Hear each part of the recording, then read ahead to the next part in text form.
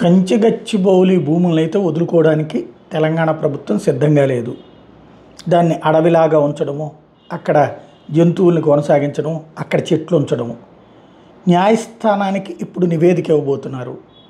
Already Congress party అధిష్టానానికి ఒక నివేదిక ఇచ్చేశారు. అది ప్రభుత్వపు ఆస్తే కాబట్టి అక్కడ ఏం చేసుకున్నా పర్లేదు అన్నటువంటిది. అదే సందర్భంలో దాన్ని ఫ్యూచర్ సిటీ అన్నటువంటి పేరుతో, హైటెక్ సిటీ టైప్లో ఇది ఒక ఫ్యూచర్ సిటీ అన్నటువంటిది. దాంట్లో ఐటీ కంపెనీలు వేస్తాం, దాన్ని మేము రియల్ ఎస్టేట్కి అమ్ముకోవట్లేదు. రియల్ ఎస్టేట్కి మరొక పేరు ఐటీ, ఐటీకి మరొక పేరు రియల్ ఎస్టేట్. హైదరాబాద్లో జరిగింది అదే సుదీర్ఘకాలం పాటు.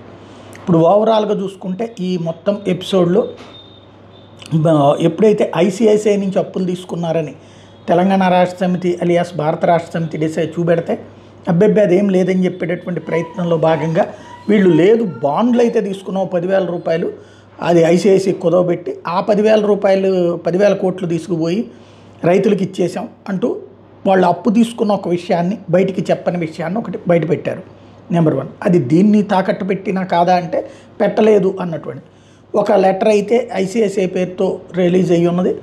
అది ఫేక్ అని బీఆర్ఎస్ అంటుంది. అది పక్కన పెడితే అసలు పాయింట్ అల్లా మంత్రి శ్రీధర్ బాబు దగ్గర నుంచి మల్లు రవి దాకా మాట్లాడిన దాన్ని బట్టి చూస్తే దాన్ని వదులుకోవడానికి సిద్ధంగా లేరు. ఎట్టి పరిస్థితుల్లో అక్కడ కన్స్ట్రక్షన్ చేయడానికే సిద్ధంగా ఉన్నారు.